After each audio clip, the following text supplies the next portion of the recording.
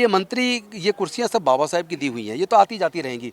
लेकिन क्या हमें अपने समाज के हक अधिकार के लिए लड़ना चाहिए या नहीं 22 लड़ना प्रतिज्ञा पर आप अडिग हैं। चाहिए? 22 प्रतिज्ञा बाबा साहेब की दी हुई हैं। बाबा साहेब के विचार पर अगर अपनी जान भी कुर्बान करनी पड़े तो करेंगे।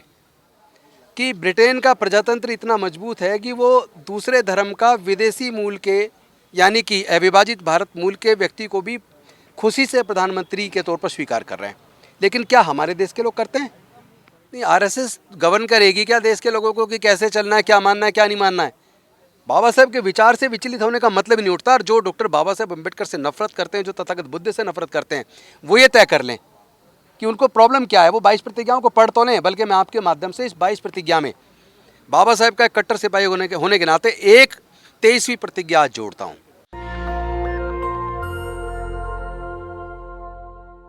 मेरे साथ राजेंद्र पाल गौतम हैं।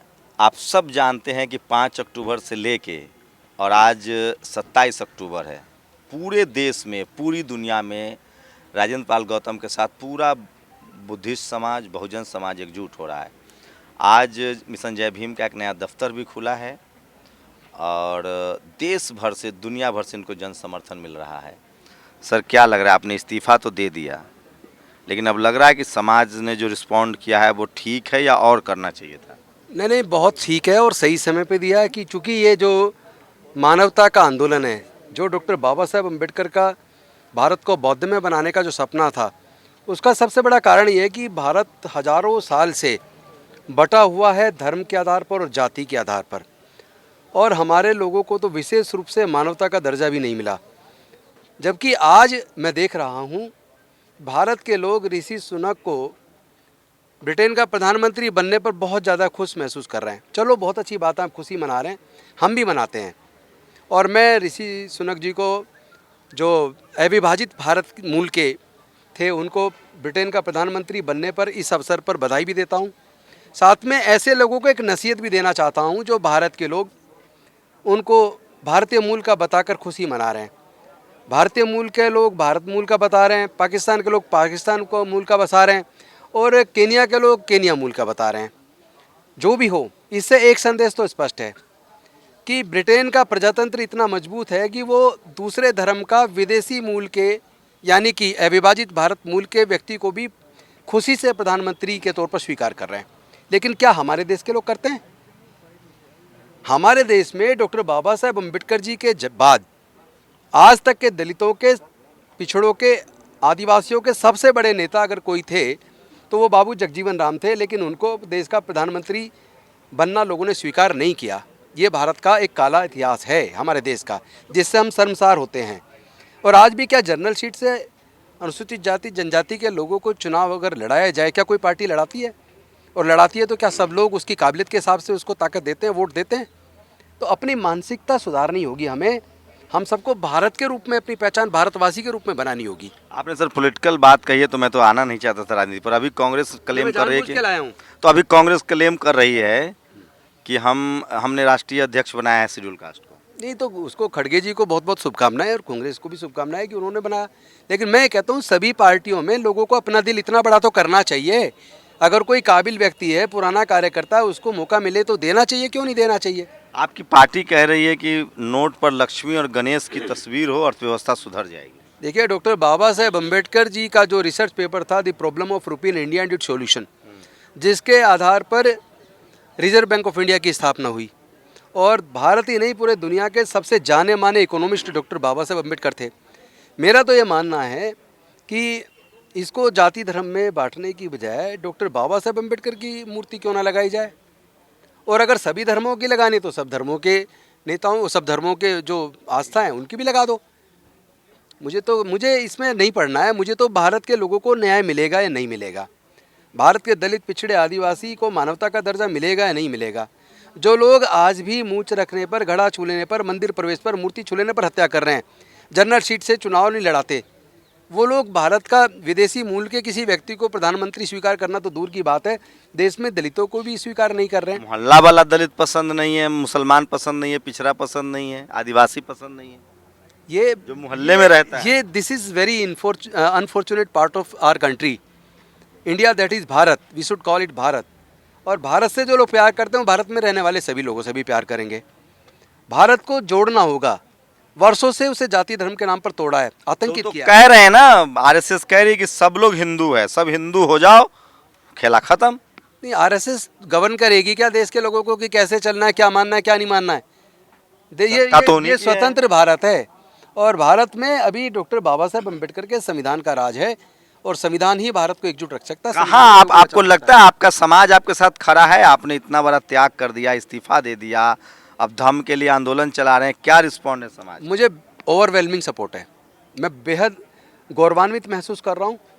जिस तरह डॉक्टर बाबा साहब अम्बेडकर ने भारत की महिलाओं के हक और अधिकार के लिए 1951 में हिंदू कोड बिल गिर जाने के बाद उन्होंने कानून मंत्री के पद से त्यागपत्र दिया, मैं आज उस मन स्थिति को समझ सकता हूँ और मैं गौरवान्वित महसूस कर रहा हूँ कि ये कुर्सियाँ सब बाबा साहब की दी हुई हैं। ये तो आती जाती रहेंगी, लेकिन क्या हमें अपने समाज के हक अधिकार के लिए लड़ना चाहिए? 22 प्रतिज्ञा पर आप अडिग हैं? अरे 22 प्रतिज्ञा बाबा साहब की दी हुई हैं। बाबा साहब के विचार पर अगर अपनी जान भी कुर्बान करनी पड़े तो करेंगे। बाबा साहब के विचार से विचलित होने का मतलब ही नहीं उठता। और जो डॉक्टर बाबा साहब अम्बेडकर से नफरत करते हैं, जो तथागत बुद्ध से नफरत करते हैं, वो ये तय कर लें कि उनको प्रॉब्लम क्या है। वो 22 प्रतिज्ञाओं को पढ़ तो लें, बल्कि मैं आपके माध्यम से इस 22 प्रतिज्ञा में बाबा साहब का एक कट्टर सिपाही होने के नाते एक 23वीं प्रतिज्ञा आज जोड़ता हूँ कि हम लोग संविधान धर्म को मानें। संविधान की प्रस्तावना में तथागत बुद्ध का पूरा धम्म का वर्णन है। ये भारत का संविधान और उसकी प्रस्तावना, ये बेसिकली यही संवैधानिक बुद्धिज्म है।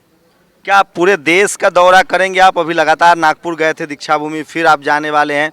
क्या आगे का प्लान है आपका? क्या रोड मैप है धम्म को लेकर? पूरे देश के लोग बुला रहे हैं, देश के कोने कोने में हम जाएंगे और मानवतावाद और शांति का जो माहौल दुनिया भारत के अंदर कायम हो और हमारे लोगों के हक अधिकार को लोग इज्जत के साथ उनको दें और वो खुद भारतवासी बने।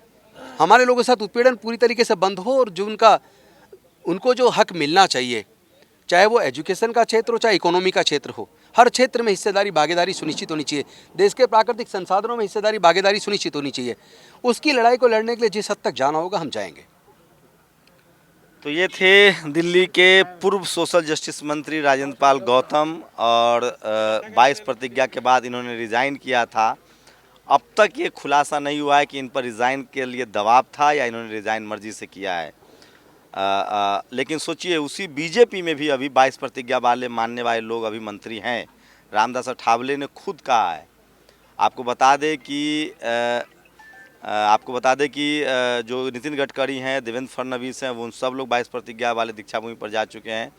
क्या सर ये देश जानना चाहता है कि आप पर इस्तीफे के लिए दबाव था या आपने अपनी मर्जी से दिया है? मेरे सामने दो विकल्प थे। एक विकल्प मैं मंत्री की कुर्सी पे चिपका रहूं और दूसरा विकल्प मैं डॉक्टर बाबा साहब अम्बेडकर के विचार को आगे बढ़ाऊं। तो मुझे डॉक्टर बाबा साहब अम्बेडकर का एक कट्टर सिपाही होने के नाते उस विचार को आगे बढ़ाना मुझे ज़्यादा स्वीकार्य लगा, इसलिए मैंने अपनी इच्छा से बाबा साहब के विचार को चुना।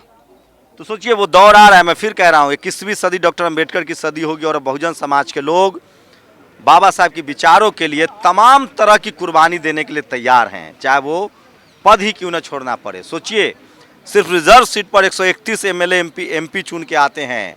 इस देश के हर विधानसभा में, हर लोकसभा में, हर विधानसभा में, विधान परिषद में, विधानमंडल में SC ST की भागीदारी तय है। यकीन मानिए, जिस दिन SC ST OBC माइनॉरिटी के पॉलिटिकल लीडरशिप, सोशल लीडरशिप ने तय कर लिया कि संविधान का राज चलेगा, उस दिन संविधान से छेड़छाड़ करने वालों की क्या स्थिति होगी आप कल्पना कर सकते हैं। और एक बात तो तय है कि लगातार SC ST OBC माइनॉरिटी के जो लोग हैं वो धर्म की तरफ भी बढ़ रहे हैं और संवैधानिक अधिकारों के प्रति भी सचेत हो रहे हैं।